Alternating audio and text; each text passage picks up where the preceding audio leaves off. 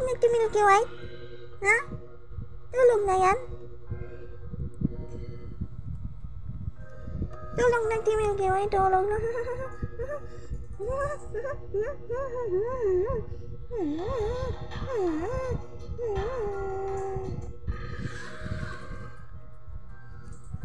Antok na si Milky White?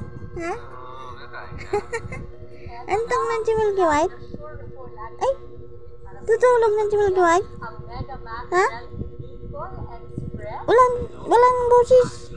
Ha? Antok na si Milky White? Ha? Mata. Tutulog ka na? Ay! Nasagot pa rin. Tulog na ikaw? Ha? Ay, nagmamassage ka pa? Na-massage mo? Ha?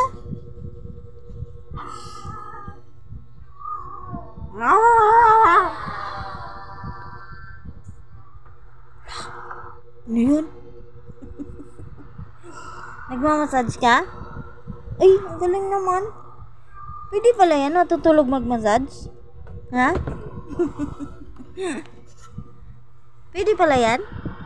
Ay, ang galing naman. Magkano bayad? Ha?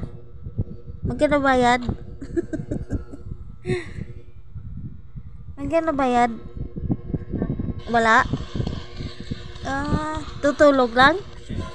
Ha? Tutulog lang? Tutulog ka lang?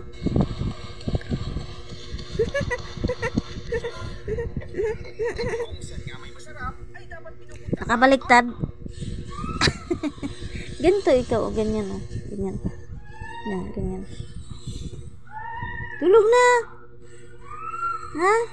Ano, massage ka pa? Massage ka pa? Diyan ka punta.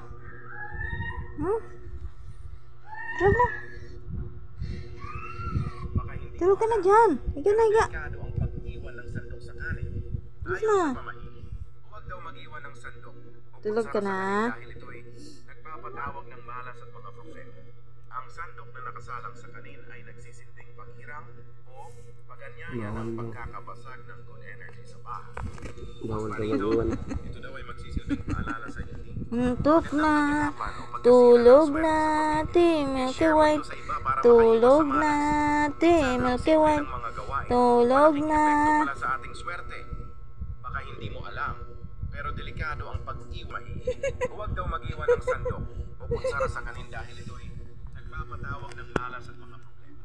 Ang sandok na nakasalang sa kanin ay nagsisilbing paghirang o pag-anyaya ng pagkakabasag ng good energy sa bahay.